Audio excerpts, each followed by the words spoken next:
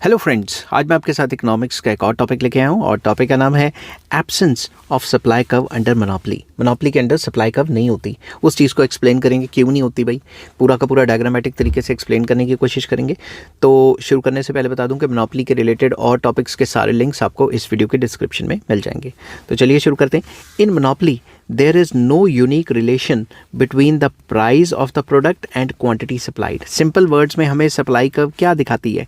Supply curve दिखाती है कि इस प्राइस पे इतनी क्वांटिटी, इस प्राइस पे इतनी quantity.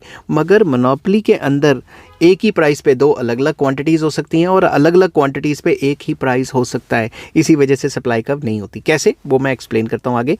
Therefore there is no unique supply curve for the monopolist. तो क्योंकि मोनोपोलिस्ट किसी भी पर्टिकुलर प्राइस पे अलग अलग क्वांटिटी भी तो सप्लाई कर सकता है ना, जिसको प्राइस डिस्क्रिमिनेशन भी कहा जा सकता है। ठीक है, तो अलग एक ही क्वांटिटी को अलग अलग प्राइस पे। Like any other profit maximising firm the monopolist equates his marginal cost and marginal revenue. जैसे सारी कंपनियां एमसी और एमआर के हिसाब से काम करती हैं, वैसे मोनोपोलिस्ट भी करता है। But MR is not equal to price due to negative slope of the demand curve faced by the monopolist. जैसे परफेक्ट कॉम्पिटिशन में होता है कि एमआर जो है कॉन्स्टेंट लाइन होती है, वैसे नहीं होती, ये तो डाउनवर्ड स्लोपिंग होती है। ठीक है ना, तो जब डाउनवर्ड स्लोपिंग एआर होगी तो एमआर भी डाउनवर्ड स्लोपिंग होगी, तो एमआर स्ट्रेट लाइन नहीं होगी। The monopoly firm does not equate MC with MR. तो मोनोपोली एमसी को प्राइस के साथ या एमसी को एआर के साथ जो है इक्वेट करके नहीं निकालती, जैसे परफेक्ट कंपटीशन में निकाला जाता है।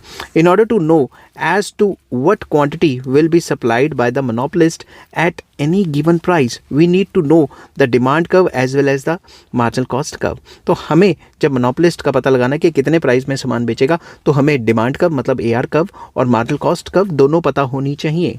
This implies that under different demand conditions it is possible that two different prices are associated with the same output or two different outputs are associated with the same price।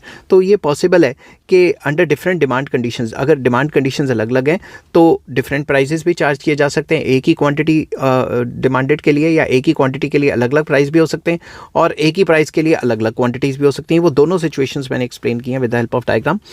In other words there is no unique supply curve under monopoly. Monopoly के under कोई भी एक unique supply curve नहीं होती। ठीक है, it can be explained with the help of following diagrams. तो इनको हम डायग्राम्स के थ्रू एक्सप्लेन कर सकते हैं।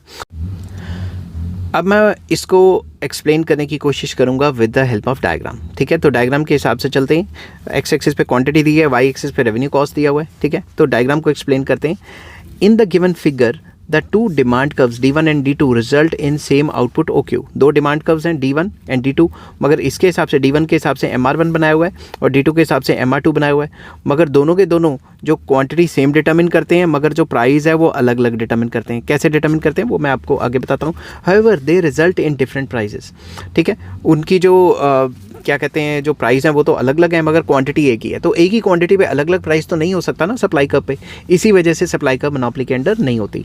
When demand curve is D1 the corresponding marginal revenue curve is MR1 intersects the marginal cost curve at E, which means that the output level is OQ and price is OP1। तो अगर हम D1 की बात करें और MR1 की बात करें तो MC इसको MR1 को नीचे से काट रही है, तो ये इक्विलिब्रियम हो गया। अब इक्विलिब्रियम के सामने D1 के हिसाब से प्राइस कितना आ गया, P1। समझ गए बात। और अगर यही when the demand curve is D2 corresponding marginal revenue curve is M2, ये वाली। ठीक है, also intersects the marginal cost curve eight E and therefore the output level is OQ, जो कि सेम है बट प्राइस इज OP2। तो अब D1 के हिसाब से जब चलें तो प्राइस OP1 है और D2 के हिसाब से चलें तो प्राइस कितना डिटरमिन हो गया, OP2। तो पहले OP1 प्राइस था, अब OP2 डिटरमिन हो गया। तो एक ही क्वांटिटी के अलग अलग प्राइस डिटरमिन हो गए, जो कि सप्लाई कर्व तो कहती नहीं है। सप्लाई कर्व कहती है भाई एक ही क्वांटिटी पे एक ही प्राइस होना चाहिए। अब इससे उल्टी सिचुएशन जिसमें प्राइस एक है, क्वांटिटी अलग अलग हो सकती हैं। In the given figure two different quantities are associated with the same price. ठीक है, when the demand curve is D1 तो इसका MR1 ये, जब डिमांड कर्व D2 है MR2 ये, it's corresponding marginal revenue curve is MR1 intersects marginal cost curve at point E1, which means that at point OP2 at price OP the quantity supplied is OQ1। तो अगर मैं MC curve के हिसाब से देखूं तो MR को यहाँ काट रही है, क्वांटिटी Q1 होगी और प्राइस कितनी होगी, OP।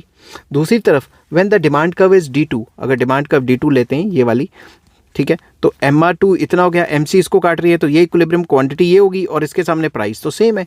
समझ की बात।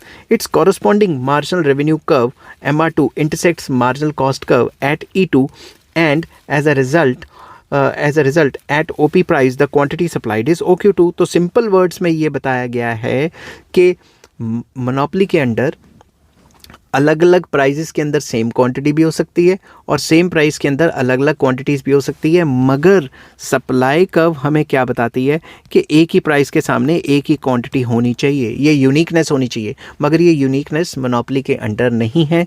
इसी वजह से मोनोपोली के अंडर सप्लाई कर्व नहीं होती। आई होप ये वीडियो आपको पसंद आई होगी। अगर पसंद आती है तो please like share and subscribe. Take care, bye bye.